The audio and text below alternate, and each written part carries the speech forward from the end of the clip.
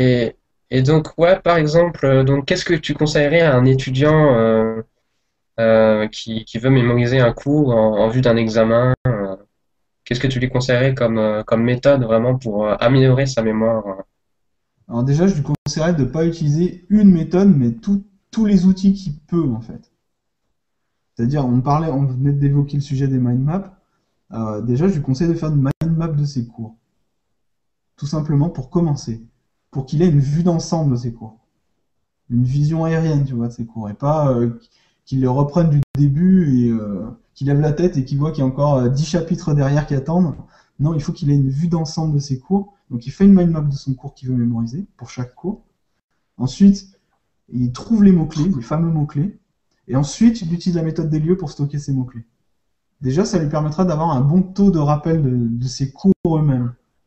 Après, la chose que les étudiants oublient souvent de faire, et que moi, si je devais donner des conseils à un étudiant, ce serait ça, ce serait de procéder à des rappels. Parce que quand tu procèdes à tes premiers rappels, bon, c'est chiant parce que tu as l'impression de revoir l'information, tu as envie de passer à autre chose. Mais en faisant ça, tu vas voir où sont tes points faibles, les choses que tu as oubliées.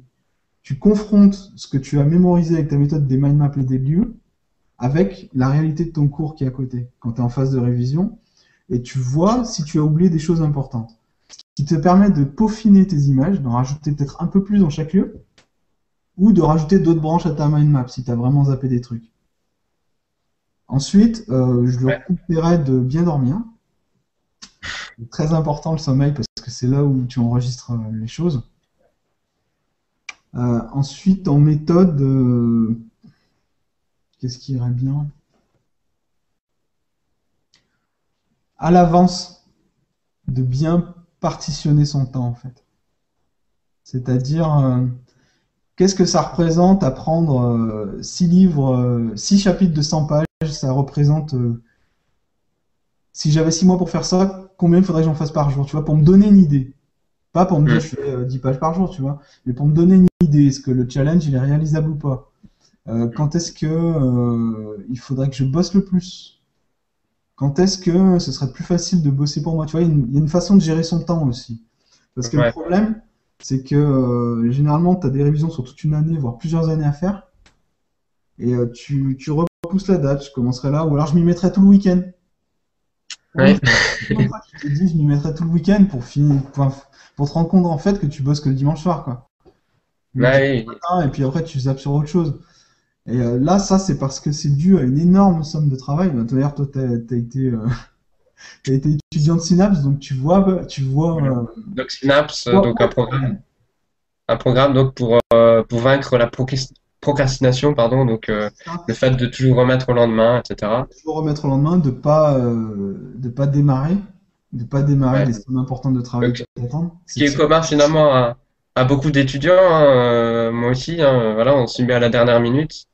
Ah Et oui, donc, ouais, avant moi dans aussi, je m'y la mettais formation. Comment? avant aussi, je m'y mettais toujours à la dernière minute parce que Ouais. j'avais toujours quelque chose de plus intéressant à faire. Mais bon, voilà quoi. Il faut déjà que tu aies une idée de la somme de travail que tes révisions représentent en temps objectif. Combien ça représente d'apprendre, je prends un exemple de 6 chapitres de 100 pages, combien ça représenterait ça? Dans l'idéal, combien il faudrait que tu apprennes par jour pour voir si c'est réalisable déjà. Ouais. Et avoir une vision réaliste des choses. Non, tu n'apprendras pas un chapitre par jour, c'est pas possible. Parce que tu vas rentrer du boulot, tu vas rentrer de l'école le soir.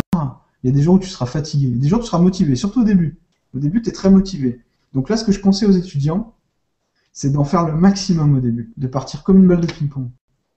Parce que c'est là où ils ont le plus de motivation. Et après, elle descend la motivation petit à petit.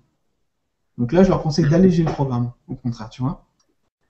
Ils ont pris de l'avance au début, par rapport à ce planning dont je te parlais au début, où il faut avoir une vision de combien il faudrait que je fasse de chapitres par jour.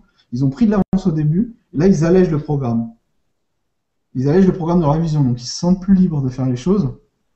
Et bon voilà, ça leur permet de mémoriser ce qu'ils ont engrangé au début, tout en diminuant le rythme. Et après, je leur conseillerais aussi de se prévoir des imprévus. C'est-à-dire que, euh, comme je te dis, il y a certains jours où ça va pas être possible. Tu vas vraiment pas avoir envie de réviser. Et ben ces périodes-là, tu peux les prévoir en fait. Tu peux te dire, bon voilà, dans l'idéal, il faudrait que je bosse 7 jours sur 7, mais je sais très bien que j'y arriverai pas. Je sais très bien qu'il y aura moins de jours dans la semaine où ça va pas être possible.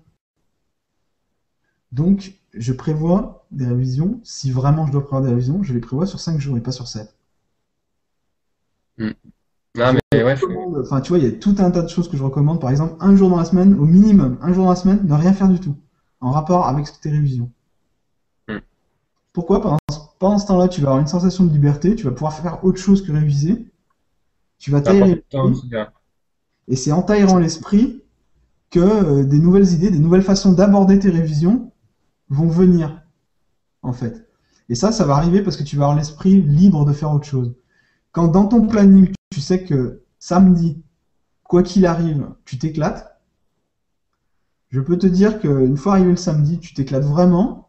Et quand tu t'y remets le dimanche ou le lundi, tu as des nouvelles idées qui sont arrivées et tu vas avoir fait autre chose.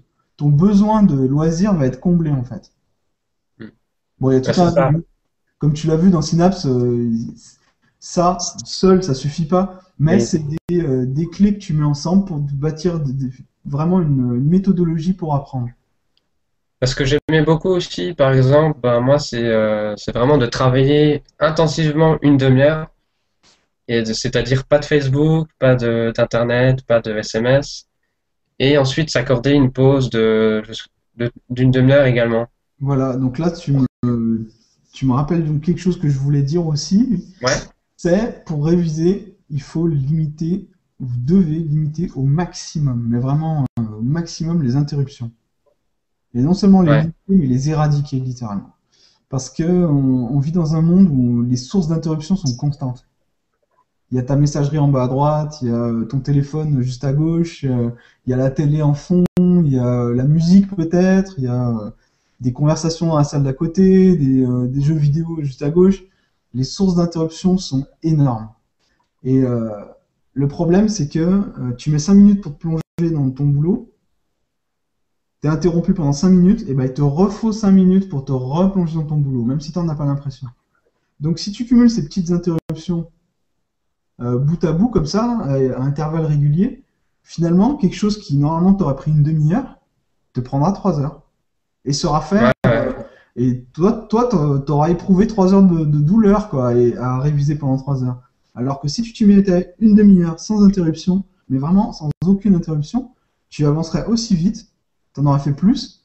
Et après, bon, il y a des petits secrets comme après cette période d'une demi-heure d'intensité, il faut te récompenser. Il faut que tu fasses un truc fun pour te permettre le temps d'assimiler, mais aussi pour pas que le boulot reste une douleur, tu vois, pour te dire, bah, après je fais un truc fun, je m'éclate, ma journée, voilà, elle avance. J'en fais autant en bossant une demi-heure qu'en faisant 3 heures en étant constamment interrompu. Par contre, cette demi-heure, je me la fais à fond. Mm. Voilà, ce que je conseillerais vraiment aux étudiants comme méthodologie, un point vraiment appliqué, c'est vraiment de faire des séances courtes, mais très intenses. Sans Ouais, interruption, ce que j'entends par très intense, c'est-à-dire du boulot non-stop. mm, Et ouais, aussi, une demi-heure, étirer un peu le cordon. Si une demi-heure ça suffit pas, s'il vous reste quelques lignes, n'arrêtez pas parce que la montre indique une demi-heure, hein. oui, Finissez, tu vois, pour que ça fasse des sessions complètes. Ce serait trop bête d'utiliser notre session d'une demi-heure pour faire la fin d'un chapitre que tu as lu avant, quoi. oui. Et voilà, faut pas être rigide sur le temps, faut se donner le temps Ouais. qui est nécessaire, Et ne quoi. pas planifier à l'extrême non plus. Avoir une grande ligne, Oui, comme je te disais tout à l'heure, avoir une vision d'ensemble de la tâche qui t'attend, mais pas te donner des plannings stricts, des listes de tâches à faire. Alors, à telle heure, je fais ça, à telle heure, je fais ça. Ça marche pas.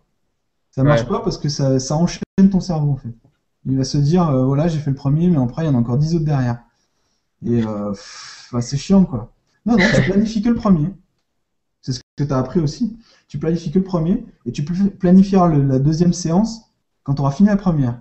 Comme ça, les jours où tu es motivé, eh ben, tu en enchaîneras plus dans la même journée. Les jours où tu n'es pas motivé, eh ben, tu auras ton planning qui passe et tu n'auras toujours rien inscrit dessus, mais ça va te donner envie d'inscrire dessus, parce que là, tu vas te dire, bon allez, là, je vais avancer.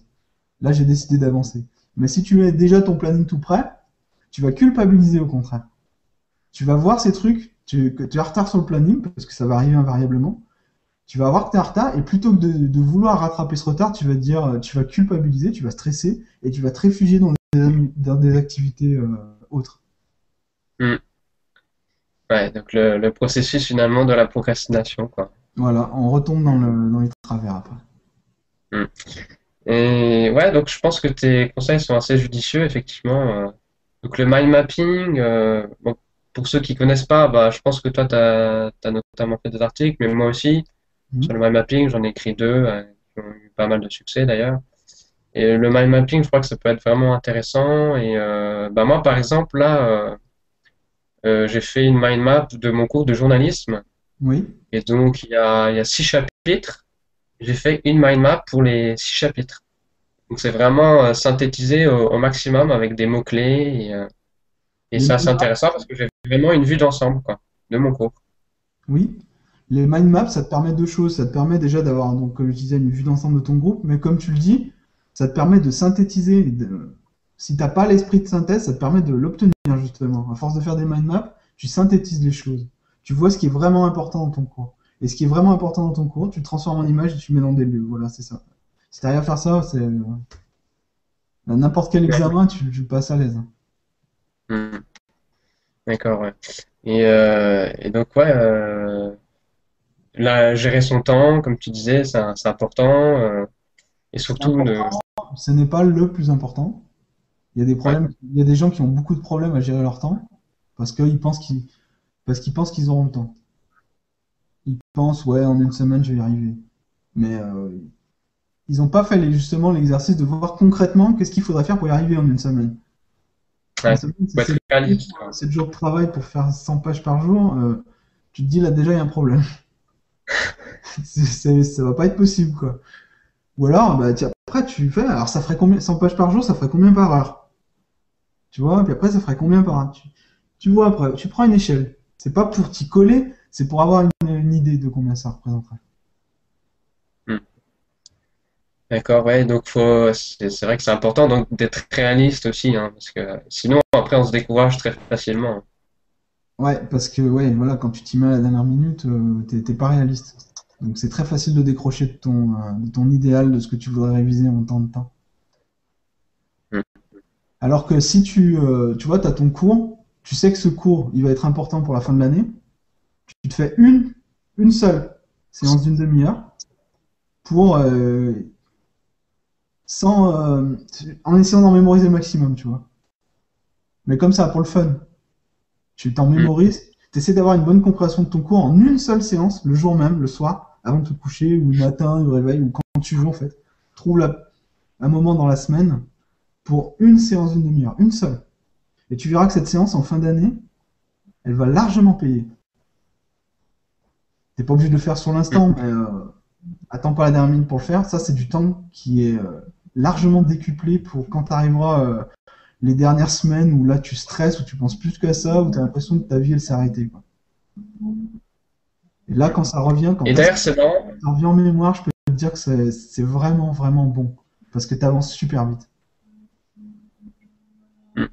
Et d'ailleurs c'est marrant parce que des fois bah, je me disais je travaille uniquement 5 minutes parce que ça me saoulait quoi, j'avais pas envie de m'y mettre. Et ben finalement en fait je travaillais une demi-heure quoi, vraiment. Tu as mis le doigt sur quelque chose d'autre. Des fois, le plus C'est dur, les premiers pas. Ouais. des fois, C'est j'aime les. bien faire cette analogie, mais pour moi, le plus dur, des fois, quand j'ai pas envie d'aller au sport, qu'il fait froid dehors, qu'il neige, tout ça, tu vois, j'ai pas envie d'aller prendre la voiture, de faire mon quart d'heure et d'aller courir, quoi. Et ben, le plus dur, Ouais. c'est pas d'aller courir quand je suis fatigué après une semaine de boulot, c'est d'aller dans la voiture. Une fois que je suis dans la voiture, je vais pas refermer la voiture, la remettre dans le garage et remonter chez moi. Je vais prendre la voiture, j'ai décidé d'y aller, c'est déjà fait. Le processus, il est enclenché. Je vais pas revenir en arrière, ça sera stupide. Puis Hmm. ce sera aussi chiant, en fait, de revenir, de me regarer, de remonter, de me redéshabiller, ça serait chiant. Une fois que je suis habillé dans la voiture, j'ai fait le plus dur. Après, je sais que je prendrai ma voiture, je sais que j'irai à la salle, je sais que je courrai. Après, je courrai Ouais. peut-être pas 2 heures, hein, je courrai peut-être 1 heure, mais j'aurais fait le plus dur. Des fois, c'est juste le démarrage, le point de démarrage. C'est des fois ça, c'est le plus dur. Si tu mets toute Hmm. ton énergie à accéder à ce point, plutôt qu'à te focaliser sur la fin de ta session, si tu mets toute ton énergie sur le démarrage, des fois c'est largement payant. Enfin, c'est pas des fois, c'est tout le temps largement payant en fait. Parce que c'est le plus dur. Le plus dur, c'est de Ouais. s'y mettre. Ouais, effectivement, ouais, les premiers pas, c'est les plus difficiles. Ouais.